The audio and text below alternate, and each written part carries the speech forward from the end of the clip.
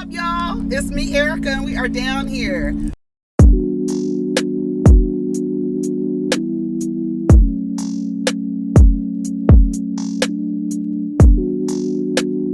Peace, y'all. Take care of each other. Protect your energy. What's up, everybody? It's me, Erica, and we're down here to talk about Love and Marriage Huntsville. So let's get through this and see how fast we can go through this. I don't have a lot of time to get through it, so we're gonna do as much as we can. Okay. All right. Mel and Destiny. Tiffany, she's vocal, bodyguard to protect her. Tiffany and Destiny has a problem with me from day one. Can't be authentic and transparent. Maybe she's jealous. Maybe she just has it out for me. Every time we encounter, it's little jabs. Last night she didn't. She was being condescending. It's the delivery and you come off mean. That's what Mel and Destiny were talking about.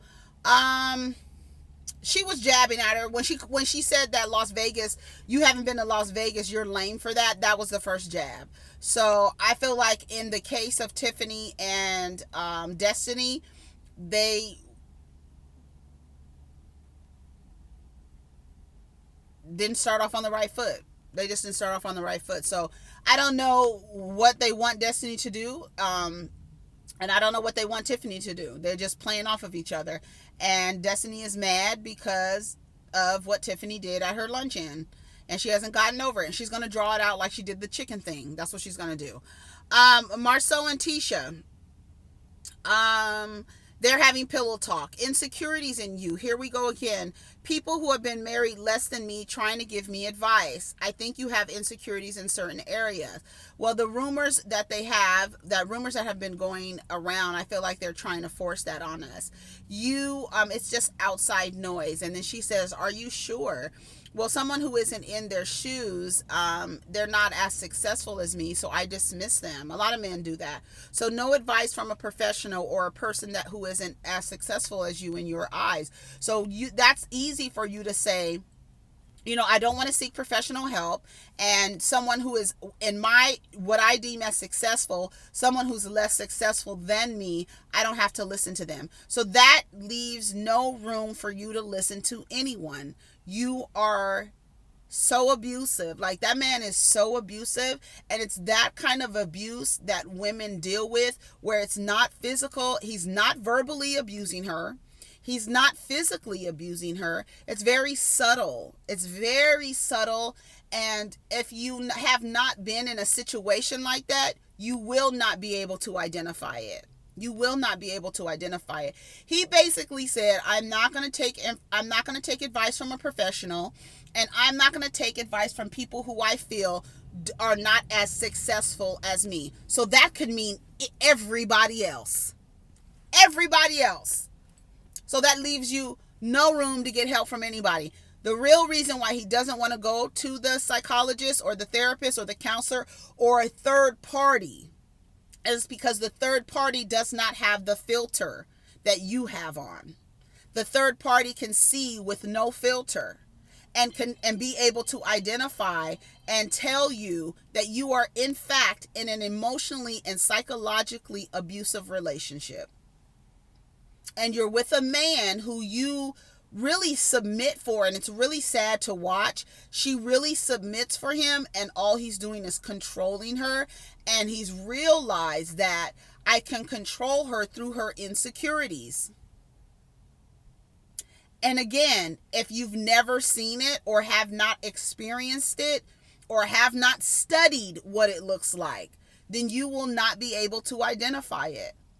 On the outside looking in, she doesn't have any bruises. He's not talking to her crazy like G on Real Housewives of Potomac told his wife to shut the fuck up.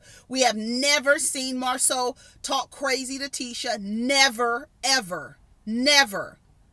Right?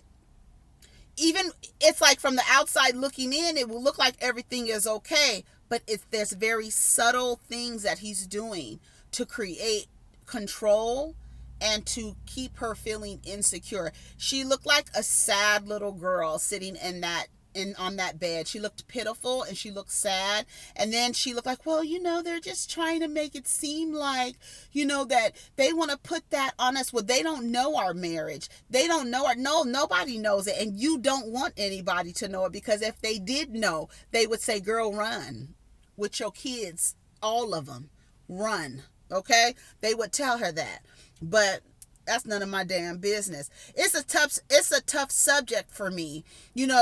When you take trips with the kids, I want to be there. I don't know how that's hard to get. I don't want to work this hard. I don't want to give up all my time. So what is he saying? He doesn't want to give up his time to spend with his children and his wife, and the time that he spends by himself. I didn't get that. I was like, maybe y'all can tell me what you thought that Marsau meant by that. I just want you to make us a priority. I've been asking for so long. I'm feeling ignored. Listen to the words that she's using. And he basically, like a lot of emotionally unavailable fathers do, they feel as though the material shit is enough to be your emotional support, right? Kirk Frost was just going through that on Love and Hip Hop. His kids are out of control, no structure, no discipline, probably no consequences for bad behavior. And now he doesn't know why they don't respect him, because he has given them things. He doesn't get why they don't respect him. Here it is. I'm giving you all of this stuff. You're living this good life, but you're emotionally unavailable. And you can ask so many children and adult children who have come from two-parent homes. They will tell you oftentimes the father, the majority of the time, is emotionally unavailable. He's there, but he's not emotionally available. There are instances where the mother is emotionally unavailable and the father is the most emotional support. But the way that men are socialized, the men take that role to everybody's detriment, to their own detriment. They're crying and depressed because they can't show that that things are going on. Like Kirk was over there crying. He was even afraid to cry. And then everybody's looking at him like, ooh, what is he doing? What is that coming out of his face? Ooh, he's crying. What's going on? And it's the way that men are socialized to perform masculinity and being the man of the house. It does them more of a detriment than the other people around him. He's now depressed. He does not express himself. The only emotion that he has a relationship with is anger. Crying. He doesn't want to cry. He doesn't let things out. He doesn't want to go to a therapist because they don't know his life. They don't know what he's going through. He doesn't want to listen to anybody else because they're not as successful than him. He don't want to listen to you because you're a woman. So now he's sitting all by himself, and then he tells you he's been depressed. And everybody's looking like, what? Tisha don't know. And would Tisha know? That's not her fault. And what is she going to do? Take it as if it's her fault that her socialized husband, her misogynistic, chauvinistic husband, doesn't have enough emotional intelligence to express himself.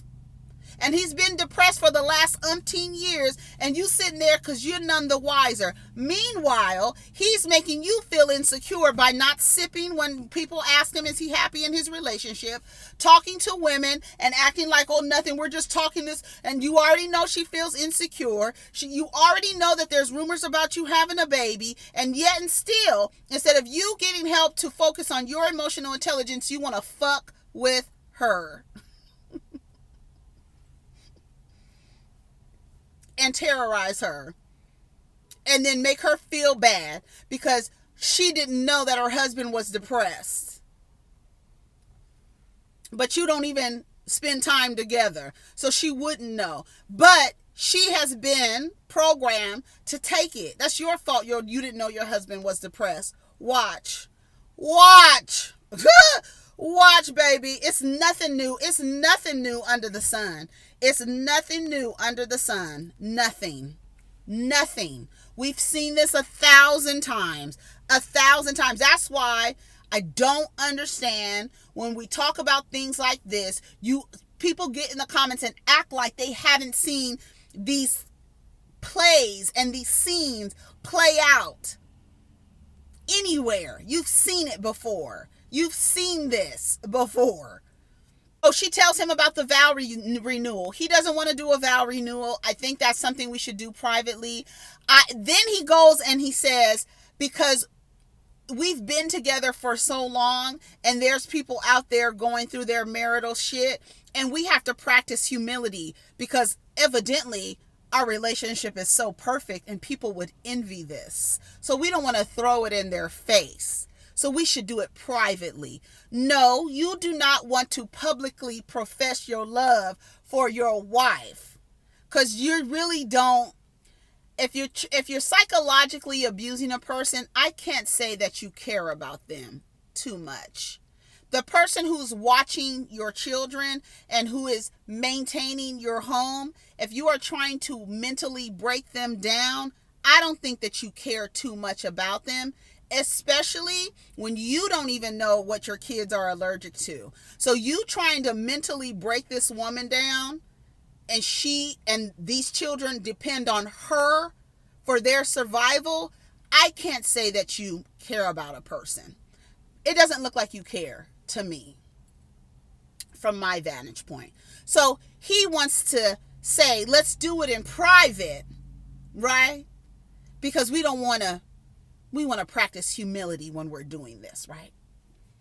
Because your relation is something to be envied, apparently. A lot of people can't identify Marsau and his behavior. A lot of people can't. And that's why he doesn't want to do therapy, because there's a professional that can sit across from him and say, this is what you're doing. Let me talk to your wife. Is it okay if we talk alone? I'm going to tell you what's happening with you and your husband. I'm going to tell you. And I'm going to show you where it is here. And from my professional knowledge and what I've seen and been able to diagnose, this is what's happening in your relationship. And that's what Marsau is afraid of. At dinner, they start talking about surprising somebody with a threesome. I didn't understand what that was about. Somebody's getting a lap dance on the bus. Melody tells Martell that he looks nice. Melody says, where are we going? Marsau refers to his wife as an assistant. It's small things like that. Y'all think that shit, it doesn't mean anything. Don't call your wife an assistant. I don't like that. Y'all really bend over backwards to become mules and mattresses in these situations. And I can't sit by and watch it and laugh and clap and be happy for it. I'm sorry. Don't call me a fucking assistant. Don't do that. I didn't like that. Anyways, it's an open opportunity. I put awkward if the shoe fits for whoever. Martell, it would be amazing if they both felt like that. She looks stupid as hell. New couples giving advice.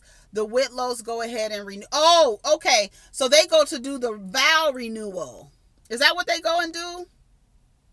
Yeah, they go do the vow renewal. Tisha was like, okay, does anybody want to, do the vows or rededicate their relationship? Does anybody want to do? Girl, you look crazy as hell. And that, when I tell you, that was the most awkward moment. And it was so embarrassing. And you would think it's like an awkward scene of a girlfriend, boyfriend, and a girlfriend going overboard, right? And doing the most. He already told you, and he was like, it was so awkward how he was trying to talk out of it, and he was trying to put on the sales pitch. It was very awkward. And then Tiffany and Lewis, they go up and they renew their vows after 1 year. It was just so cringy. And I don't understand why they just didn't cut that out of the trip, right? I I didn't get it. And so it's like they were sitting there. I didn't know what was going on. It was very awkward. That's why I put she looks stupid as hell. Why is he being an ass? Why don't you talk about your love? I already told y'all just a little while ago. He does not want to publicly profess his love for his assistant. He doesn't. Talk about your love. It's a control thing. It's hard to watch. It's sad to watch. Do it the right way. The spur of the moment, this is not it. It's not a party. It's a recommitment. Look at even how he views commitment. He views commitment as maybe a chore. He was like, it's not a party. It's a commitment. This is something that I take seriously. He's making it seem like this is something serious to him. So therefore, you have to make your wife, your assistant, be completely embarrassed. Embarrass her. Not even like pull up the slack when you see that your wife is embarrassed, that you kind of jump in and be like, and kind of save the day the way that Tiffany and Lewis were trying to save the day. He didn't even want to do that. That's why I say he doesn't really care. You know, I don't, it's weird. It's weird. This is what y'all be groomed for. And it's like, it's really sad. It's really sad. And I don't know. And then they're like coercing him to say something nice. He says, I can speak for myself. I'm fine. Then Melody goes, you could have made your wife feel special. I agree. It's like, this is your anniversary. She planned this vow renewal. Yes. She told you about it. You said no. Y'all go to the thing anyway. I don't blame him for don't force me to do something I don't want to do, but don't make it completely awkward to where she actually looks ridiculous. Like, she looks ridiculous, and he offered her no protection in that. Like, it was really sad to watch, and I was just like, girl, I am so happy I don't even have to wait for a man to act like that with me. I don't even want to get to that point. I don't even want to know if you're going to behave like that, because that is embarrassing. And this one thing that I don't like is when, as couples, when one person tries to embarrass the other person. That's also abusive. I see that a lot with women to men. Like, they get in public and they start embarrassing the man and start talking down to him and start talking shit. I see that a lot. But I also see what he did is like, just leave her standing out there and not offer any protection, not like smooth it over, not use his manipulation skills to even change the vibe. None of that. He didn't do none of that for her. He doesn't care. And like I said, he just doesn't care about her. And it's really weird. I just want it to be more serious. Stand up and talk about your life together. You know, it's like, you can't say that. It was just really weird. And maybe he is not happy in his marriage. And maybe he's just like, I'm not about to lie about it. I'm going to make you look stupid. And you going to stay or what? Because I'm not going to get a divorce. I'm just going to talk shit. I'm never going to divorce you. So now what? Because he told you he's not going to divorce you. He doesn't want to publicly profess his love for you. He doesn't want to go to therapy to fix the things, but he's not going to divorce you. So what are you going to do? You got how many degrees? 2 degrees. You stopped working because he wasn't helping. So you became a full-time stay-at-home mom. Now you're going to get your degree. What are you going to do? Because you're a single mother. As a lot of women are in marriages, unfortunately. It's very, very sad. And it's a sad, sad truth. So you're a single mother now. Now what? What are you going to do, Tisha? Because this is embarrassing. So embarrassing. So embarrassing. And you keep embarrassing yourself. And then it's like, you sit there long enough, you talk yourself out of it. Like, you are so afraid to talk to Marsau, like, and for real. That's why you needed a mediator, because he manipulates the conversation. He flips it and turns it around. And then you're ending up agreeing with him when you were really coming to him with a grievance. And now you're like, you're right. Nobody knows our marriage more than you and I. Girl, wake the fuck up! Wake the fuck up. And the gag is he's a man, and so he knows everything, and so therefore he is not going to change. Because there's nothing wrong with what he's doing at all.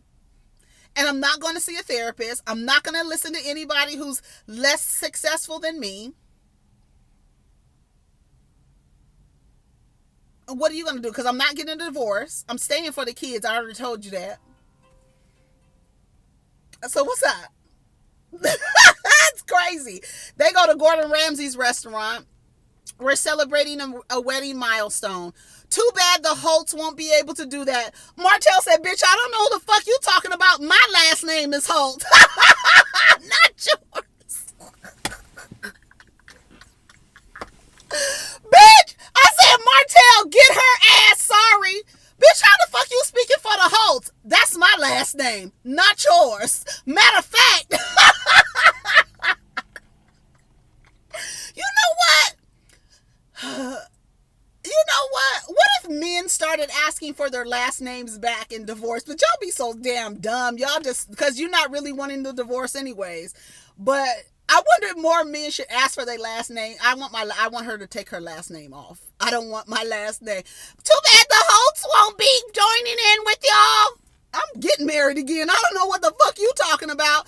Because I can get married again. He could go get married to Coleslaw if he wanted to. Martell could go get married if he wanted to. Her dating pool has dwindled down. It's going to take her a while to get to know somebody, to trust someone. She has children. It's a whole process for a woman with children to remarry. Because you niggas, we done got rid of one who we thought was cool after 20 years, and he done cheated 12 years, and he done cheated on you for 5. Now you got to meet someone else, get to know them, figure out if they like kids, figure out where their mind is about social issues and stuff like that. Try to figure out if he's a misogynistic or not. It's going to take a long time. The women are waiting for Martell, honey. They don't give a fuck that he cheated on his last wife. They don't care that he got another woman pregnant outside of his marriage. They don't care, honey. They will be standing in line waiting to marry Martell Holt. It'll be another Holt event, honey. I don't know what you're talking about, shit, but I tell you what, I said, Martell, no, you did. Martell was looking crazy. Maybe it will be Melody again. I'm looking forward for him to move on. Martell, you don't want anybody to be happy. See, Melody, shut up. Talk about you. Well, one time he said whatever man I get with, he hopes they break my heart. Well, yeah, he's going to say that because he's operating from a place of hurt. Get with someone who's going to break your heart. Well, Marsau says because he loves you. He doesn't want someone to make you happy. He wants to be the best person for you in the world. I did make you feel like the best person in the world. I did. Honey, you did. You did so much that you were willing to come on a television show and lie when you already knew your husband was cheating on you, girl. I'm telling you, that first season of Love and Marriage Huntsville, I didn't watch it when everybody else was watching. I went back and I watched it, and I didn't know the story, right? I didn't know the story. But all I knew is that this blonde-haired woman on my screen was lying through her teeth. Whatever, she has too much animosity towards this man, and we don't know the backstory. Something has happened in that, and she's smiling through it. And what did Martell say on the last episode? We already did that fake shit. We've been there. We've done that. Right? Remember that disaster baby shower that they had? Y'all remember that? All men want to be looked at like they're the best in their relationship. Yeah, y'all want to be looked at as you're the best. You want to be seen and perceived as you're the best. Meanwhile, you're at home terrorizing your wife. Or you're terrorizing each other. And the women, we do, right? The cognitive dissonance to make your husband look the best. That's why it was messed up. Because he didn't do that for her when it was time to make her look the best or feel better about taking these people to this damn dusty ass church in Las Vegas. You didn't offer her any protection to make her look the best. But you going to sit your mouth up here on this at the head of the table and say every man wants to be the best in him. No, you want to appear the best. You want everybody on the outside looking in. You want that fake shit. That's why you don't want anybody else in the circle. You don't want that third party there. So they could be like, nigga, you full of shit. We've studied people like you, okay? We've done case studies on people like you, right? Marsau says, I just want to say we need to limit the table talk. If I tell you something, my wife shouldn't come to me and say nothing. He said, well, Lewis said it shouldn't be a surprise to her. I said, bitch. That's how men should hold men accountable. If I say something to my wife about what you said to me, and my wife goes to your wife and says, my husband told me that your husband said, that should not be a surprise to her.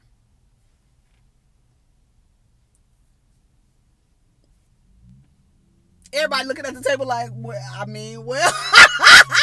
it's nothing you can say.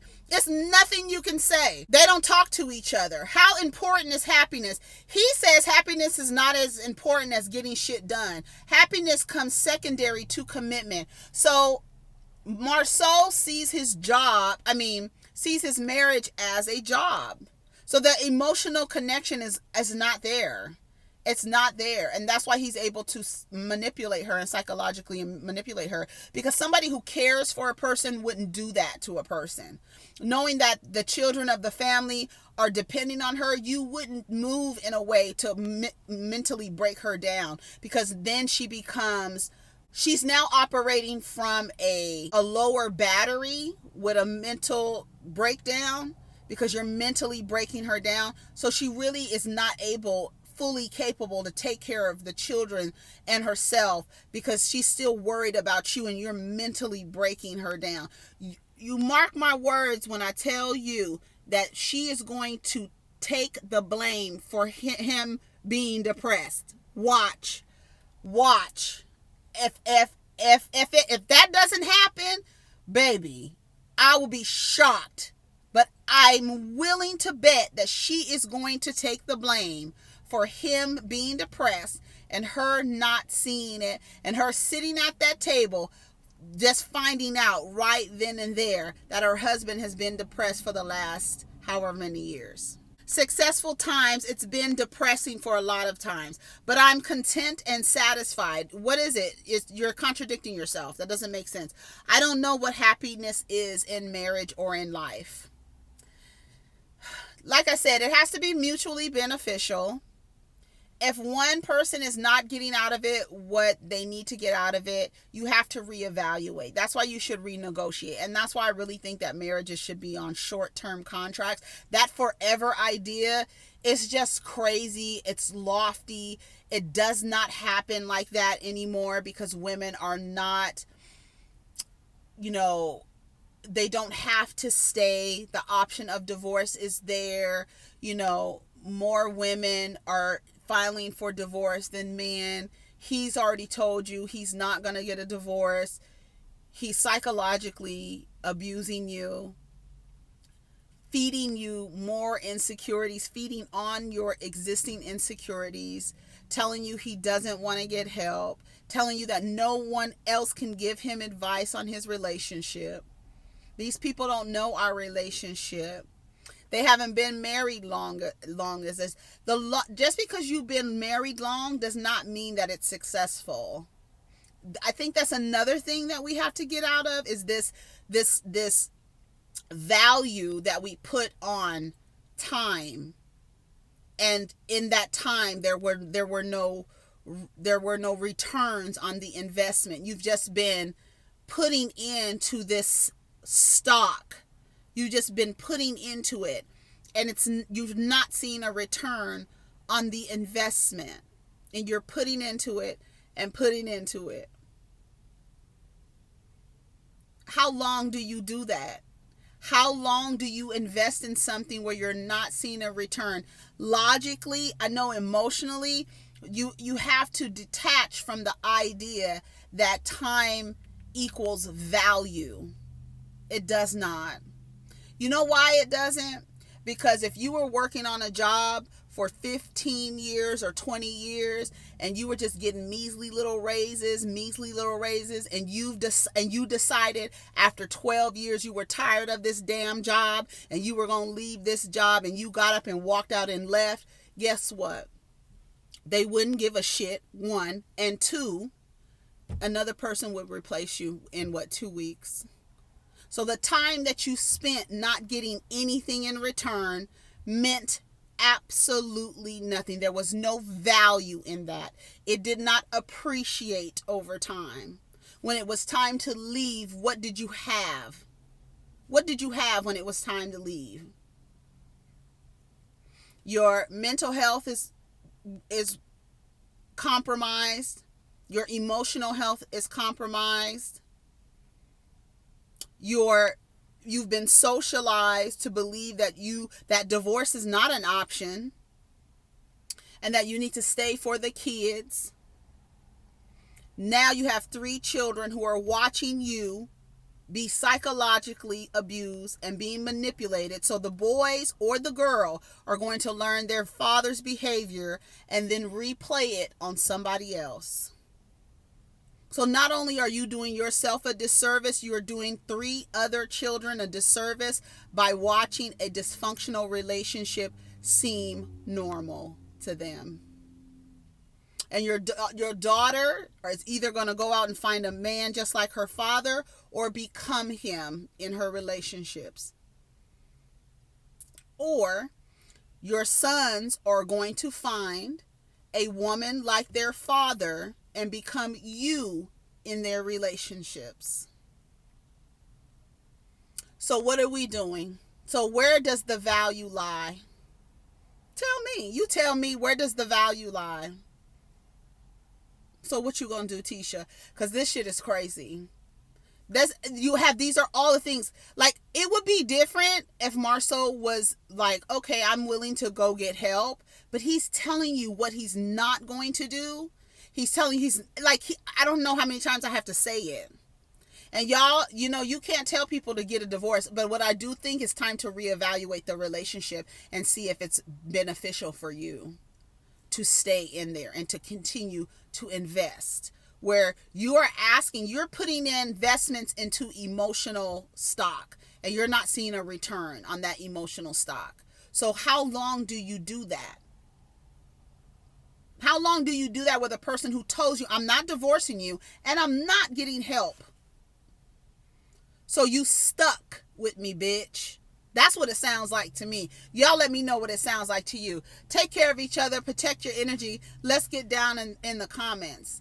And love yourself to know that you need to see returns on your investment. The same, don't you, when you put into yourself, right? You start eating right, taking care of yourself, getting enough sleep, exercising, you start seeing a return on it, right? Because you're consistent, right? And you see the return on how you are bettering yourself. And now you're looking at a person who is not giving you anything back as you invest.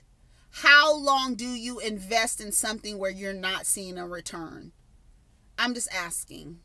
And that can go from any relationship that you're in. It doesn't have to be romantic. It can be familial. It can be in your career. It can be with anybody. Any relationship that you have with someone, it should be mutually beneficial for you both. It should be. And if it's not, how long do you invest in something that you're not seeing a return in? Go put some money in the stock market. How long you're going to invest in a stock that you're not seeing a return on? How long? Don't be stupid. Don't be stupid. And the amount spent with somebody, you gotta, there's no value in it if there was no return on the investment. I don't know how many times I gotta say it. I just feel like it's time to reevaluate that marriage because it looks really sad, and it's very I'm sure a lot of people who just recently got out of emotionally and psychologically abusive relationships, this is probably very triggering for them, because it's hard to prove that, and then a lot of the times you are dismissed by saying, oh, you're crazy, girl, whatever, that's crazy. That's why when people are psychologically and emotionally abused, a lot of people just blow it off, because they want to see your face busted up. They want to see you with a broken clavicle and a busted lip. That's what they want to see. But what Marsau is doing is very subtle. Very subtle. And I don't think that somebody who loves a person who would mentally break down the mother of their children. Do you even care about your children? You obviously don't care about your children if you're mentally breaking down their mother. You only care about yourself, and you want everybody else to think that you're the best man for the job, and you're a terrorist. Take care of each other. Peace.